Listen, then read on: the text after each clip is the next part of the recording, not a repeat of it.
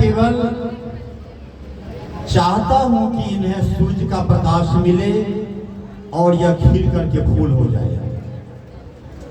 चूंकि सूर्य का प्रकाश नहीं मिलेगा तो कली खिलेगी नहीं, बंद रह जाएगी। और यही हमारे देश का आन बान और शान है।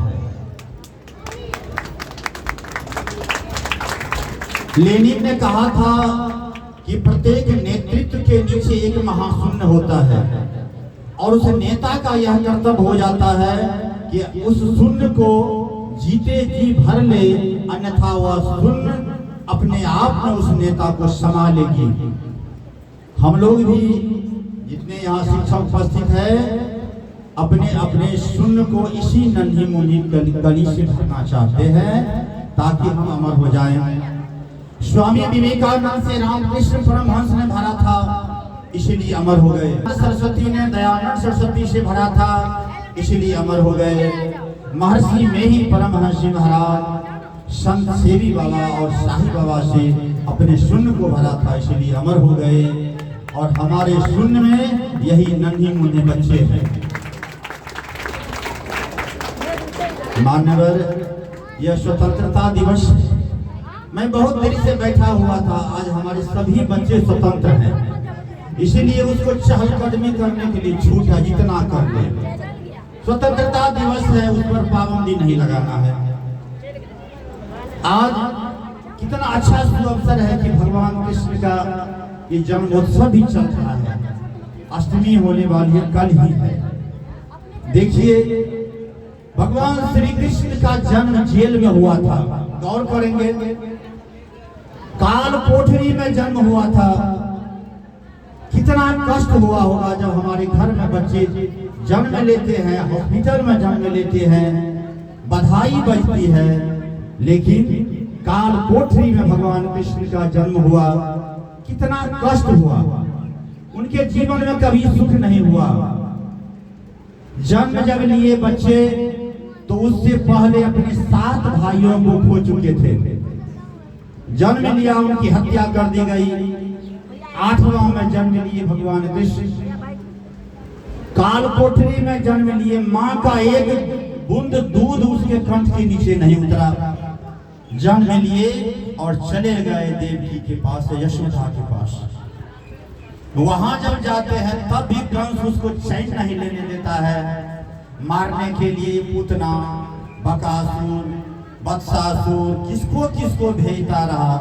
बचपन में ही जिस समय रूह को खुराक मिलना चाहिए, उसी समय उनको इतने बड़े बड़े शत्रुओं से लड़ना पड़ा। ऐसे भगवान कृष्ण काष्ठ में जन्म लेकर के और उन सारे शत्रुओं का संहार करके स्वतंत्र किए। अपनी मथुरा नगरी को, वृंदावन को, सबको स्वतंत्र किए। जीवन भर लड़ना पड़ा। ये हमारे बच्चे हैं, इनके रूह को खुराक मिलनी चाहिए। अग्रतः सकलम शास्त्रम पृष्ठतः सौसरम धनु। वेद कहता है कि पहले सारे शास्त्रों का अध्ययन करो, इसके बाद धनुष्मान का अभ्यास करो। केवल किताब पढ़ने से ही देश नहीं बचेगा। किताब तो पढ़ना ही है। अग्रतः सकलम शास्त्रम, सभी शास्त्रों का अध्ययन करना चाहिए और पश्चात धनुर्विद्या भी सीखना चाहिए, ऐसा वेद कहते हैं। तब देश बचेगा। आप कमा करके रखेंगे, शाम में ही लूट के लेके चला जाएगा। आप में सामर्थ्य होना चाहिए कि हम उससे लड़ सके। चाणक्य नीति में चाणक्य ने लिखा है, यदि कोई सुख और चैन से जीना चाहता है तो उसको हमेशा युद्ध के लिए तैयार रहना चाहिए। आज ऑपरेशन सिंदूर पाकिस्तान को ये सीख दे दिया कि हम हमेशा तैयार हैं युद्ध के लिए। एक दो को खो करके मत सोचो कि भारत हार गया, अब वह भारत नहीं है। अब ये स्वतंत्रता दिवस है। इस स्वतंत्रता दिवस पर हम सब उपस्थित हैं। सभी मनुष्य का उपजाऊ खेत जो है, वह मनुष्य का सबसे उपजाऊ खेत उसका मन होता है। इस मन में जो कुछ बोया जाएगा वह बहुत मात्रा में उपजता है। चाहे इसमें नफरत का बीज बोया जाए, इसमें प्रेम का बीज बोया जाए, इसमें विद्या का बीज बोया जाए, वह हजारों गुना बढ़ के उपजता है। इसलिए मैं हमेशा क्लास में अपने छात्रों को सिखाता हूँ, अभयम कंत करत्यंत रिक्षम भयम दीवार न मम आशा सर्वम भवन्तु। वेद के ऋषि कहते हैं कि अपने दिल से सारे भय को हटा करके कोई भय नहीं रखना है। हमेशा ये सोचना है कि हम जो कर रहे हैं वही होगा। इतना साहस लेकर के जीवन पथ में बढ़ना है। जीवन पथ में बढ़ोगे, किसी का आशा नहीं रखना है कि कौन हमको जीत ऊर्जा देने आएगा। सामर्थ्यवान बन के जाना है, अपने साथ सारा औजार लेकर के जाना है। 10 क्लास वाले को हमेशा मैं कहता हूँ कि जिस तरह महाभारत की लड़ाई के लिए अर्जुन ने दिव्य अस्त्र का संग्रह किया था, तुम भी एक एक दिव्य अस्त्र का संग्रह करते चलो। छात्र हमसे पूछते हैं कि हमको सजेशन दीजिए। मैं कहता हूँ कि 39 जो चैप्टर है तुम्हारा पढ़ने के लिए और 100 क्वेश्चन दिया जाएगा। सोचो, एक भी चैप्टर नहीं छूटता है।